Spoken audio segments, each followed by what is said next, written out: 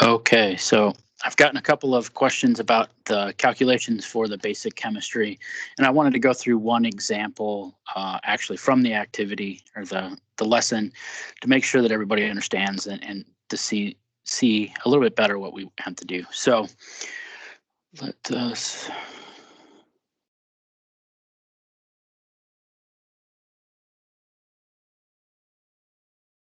look here.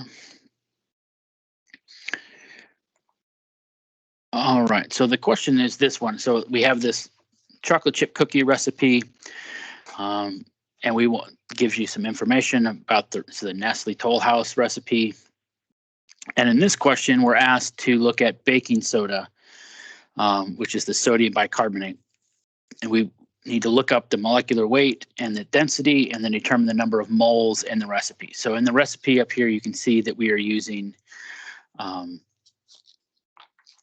1 teaspoon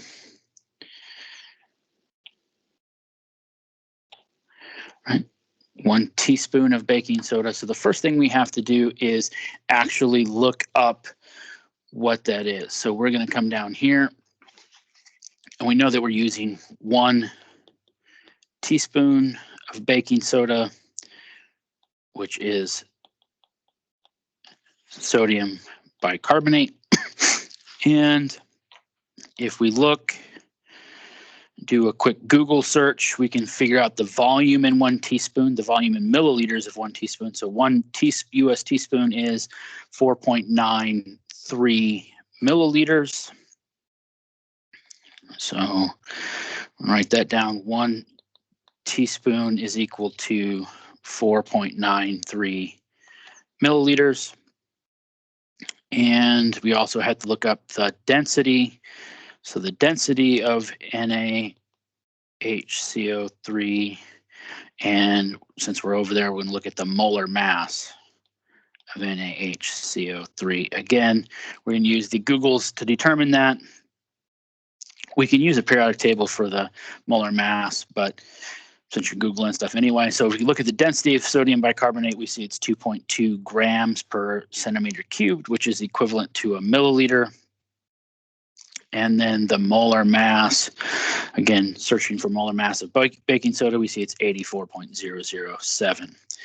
So I'm going to write that down. So this was 2.2 grams per milliliter, and this was 84.007 grams per mole. Right? So we're going to start with what we're given, this 1 teaspoon of baking soda, NaHCO3. And we got to get rid of the teaspoons and get to milliliters. So I guess we're going to start here. If we look at our plan, we're going to go from teaspoons to milliliters, milliliters to grams, grams to mole. So this is going to be this first conversion. This will be the second, the density. This will be the molar mass. So if we start with this 1 teaspoon, we know that 1 teaspoon is 4.93 milliliters. So our teaspoons cancel. And we're left with, so we have milliliters of baking soda. And we know that every 1 milliliter of that baking soda has a mass of 2.2 grams of NaHCO3. All right, so now the milliliters cancel and we're left with mass. And then we have to go from the mass to the moles. So we have to have the grams down here and we want moles up there. So for every 1 mole of this baking soda, NaHCO3, we end up with 84.007 grams. Right now our grams cancel and left with moles. And if we do this math where we multiply everything on top, so we take 1 times 4.93 times 2.2 and then divide by the 84.007, we get an answer that is 0.1288-ish moles, right? And then we're going to round that to 3 decimal places just because, so that's going to be 1.29, although we could put that number in, but let's put in 1.29.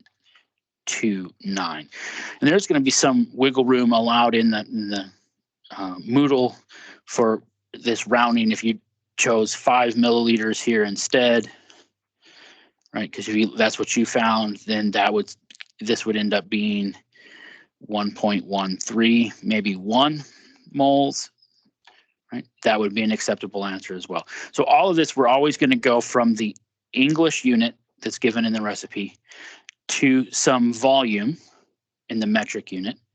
If we have to go to a mass, we're going to use the density.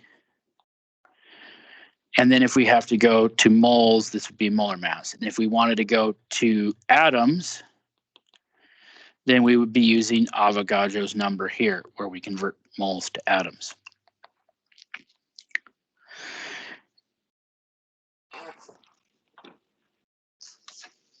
Anyway, I hope that helped. I hope that gives you a little bit better example of how to do that problem and those types of problems. If you have any other questions, please feel free to let me know. Otherwise, good luck, and I will see you all later.